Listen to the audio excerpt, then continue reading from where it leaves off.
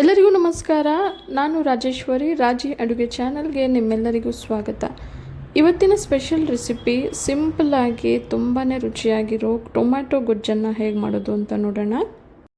ಮಕ್ಕಳಿಂದ ಹಿಡಿದು ದೊಡ್ಡೋರ್ವರೆಗೂ ತುಂಬಾ ಇಷ್ಟ ಆಗುವಂಥದ್ದು ಈ ಟೊಮ್ಯಾಟೊ ಗೊಜ್ಜು.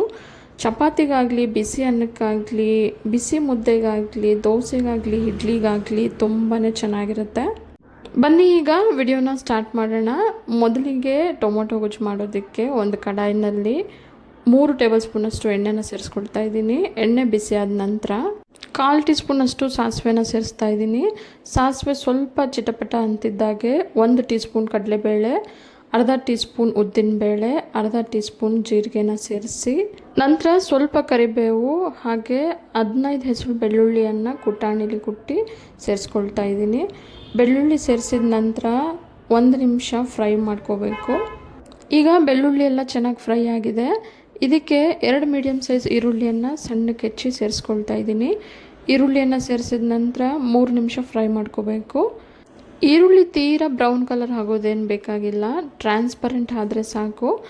ಈಗ ಇದಕ್ಕೆ ಅರ್ಧ kg ಫಾರಮ್ ಟೊಮೊಟೊನ ಸಣ್ಣಕ್ಕೆ ಹೆಚ್ಚಿ ಸೇರಿಸ್ಕೊಳ್ತಾ ಇದ್ದೀನಿ.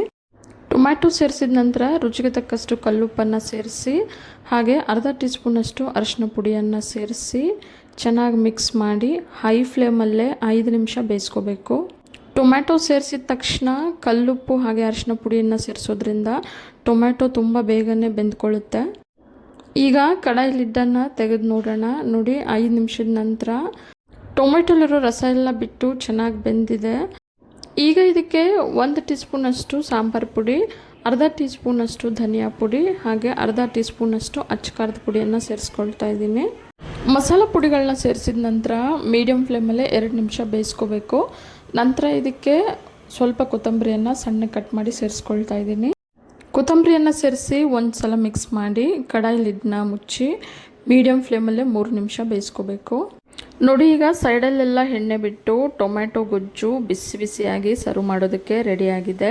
ತುಂಬಾ ಕಡಿಮೆ ಸಾಮಗ್ರಿಗಳನ್ನು ಬಳಸಿ ಮಾಡಿರೋ ಈ ಟೊಮೆಟೊ ಗೊಜ್ಜು ರುಚಿ ಅಂತೂ ತುಂಬಾ ಚೆನ್ನಾಗಿರುತ್ತೆ. ಎಲ್ಲಾದರೂ ಬೇರೆ ಊರುಗಳಿಗೆ ಹೋದಾಗ ಅಥವಾ ದೂರ ದೇವಸ್ಥಾನಕ್ಕೆ ಹೋದಾಗ ಅಥವಾ 1 ಡೇ ಟ್ರಿಪ್ ಪ್ಲ್ಯಾನ್ ಮಾಡಿದಾಗ ಹೋಟೆಲ್ಗಳ ಊಟ ಅಡ್ಜಸ್ಟ್ ಆಗಲ್ಲ ಅನ್ನೋರು ಈ ರೀತಿ ಟೊಮೆಟೊ ಗೊಜ್ಜನ್ನು ಮಾಡಿ ಚಪಾತಿ ಜೊತೆ ತಗೊಂಡು ಹೋಗ್ಬೋದು. ನೀರನ್ನು ಸೇರಿಸದೇ ಇರೋದ್ರಿಂದ ಏನೂ ಹಾಳಾಗೋದಿಲ್ಲ, ತುಂಬಾ ಚೆನ್ನಾಗಿರುತ್ತೆ. ಇವತ್ತಿನ ರುಚಿಯಾದ ಟೊಮೆಟೊ ಗೊಜ್ಜು ನಿಮಗೆಲ್ಲ ಇಷ್ಟ ಆಗಿದೆ ಅಂದ್ಕೊಂಡಿದ್ದೀನಿ. ಇಷ್ಟ ಆಗಿದರೆ ಈಗಲೇ ಒಂದು ಲೈಕ್ ಮಾಡಿ ಹಾಗೆ ನಿಮ್ಮ ಫ್ಯಾಮಿಲಿ ಆ್ಯಂಡ್ ಫ್ರೆಂಡ್ಸ್ ಜೊತೆ ಶೇರ್ ಮಾಡಿ. ಮತ್ತಷ್ಟು ಸುಲಭ ಹಾಗೂ ರುಚಿಯಾದ ರೆಸಿಪಿಗಳಿಗೋಸ್ಕರ ರಾಜಿ ಅಡುಗೆನ ಸಬ್ಸ್ಕ್ರೈಬ್ ಆಗೋದನ್ನು ಮರಿಬೇಡಿ. ಮತ್ತೊಂದು ರುಚಿಯಾದ ರೆಸಿಪಿಯೊಂದಿಗೆ ಮುಂದಿನ ವಿಡಿಯೋದಲ್ಲಿ ಸಿಗೋಣ. ಈ ವಿಡಿಯೋವನ್ನು ಕೊನೆವರೆಗೂ ವೀಕ್ಷಿಸಿದ್ದಕ್ಕಾಗಿ ನಿಮ್ಮೆಲ್ಲರಿಗೂ ಧನ್ಯವಾದಗಳು.